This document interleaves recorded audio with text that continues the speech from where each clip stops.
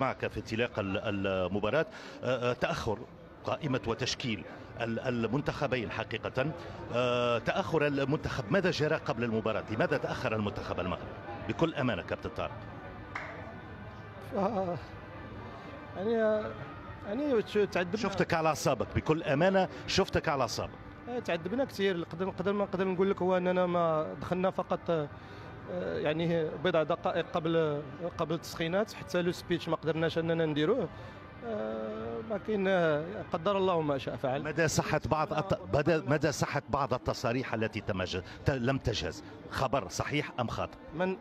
بعض التصاريح للاعبين او للاعب لم تكن جاهزة قبل المباراة. يعني خليني ما نخوضش في هذه الاشياء، فقط نقول لك بان كان التحضيرات ديالنا قبل المقابلة كانت، ولهذا كنشكر اللاعبين، كنشكرهم على لا مونطاليتي ديالهم اللي قويه بزاف. كاين اللي نقول لك باننا يمكننا بقينا تقريبا ساعه وخمس دقائق وحنا جالسين في الباص قبل الانطلاق، لكن قدر الله ما شاء فعل. تحرمنا كذلك من واحد اللاعب اللي كان تيتولير وحتى لاخر لحظه عاد حيدناه، فالحمد لله على 3 نقط. ربما تابعنا بالامس بعض المفاجآت، تونس امام سوريا، منتخب قطر امام المنتخب الفلسطيني. اعتقد انه المنتخب المغربي كان واقعي من خلال هذه المباراة، تقريبا انهى المباراة من شوطها الاول.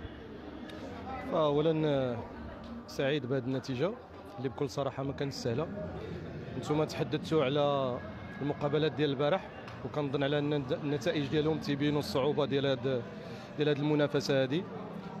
ما بقاش منتخب صغير، منتخب كبير في منافسات بحال هذه. كيخص بغيتي تنتصر ب3 نقاط كيخصك تكون جاهز ليهم.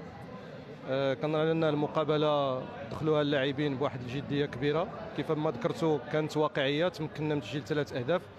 من بعد في الشوط الثاني كنظن على انه لو سيناريو ديال الماتش جعل ان الفريق الخصم يلعب ب4 مدافعين وجوج ديال وسط الميدان و4 مهاجمين، فبحال دار كل شيء باش يرجع في المقابله. بالمقابل حنا كنظن ان كنا ذكيين في التعامل مع مجريات الشوط الثاني، لان لو سيناريو فرض علينا انه نحاولوا ما يتسجلش علينا ونحاولوا ناخذوهم في لي كونتر، الشيء اللي تسنى.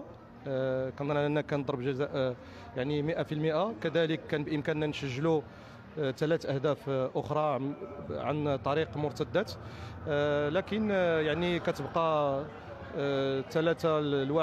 3 نقاط في اول مقابله. انتم كتعرفوا الاهميه ديال اول مقابله في هذه المناسبات هذه. انا لان سعيد بهذه 3 نقاط. المشوار مازال شاق ومازال صعب. كنشكر اللاعبين على المجهودات ديالهم، على الروح ديالهم، ونتمنى من الله ربي يوفقنا في قادم المقابلات. كابتن طارق، قراءتك للمنتخب، منتخب جزر القمر، كان اكثر شراسه في الشوط الثاني.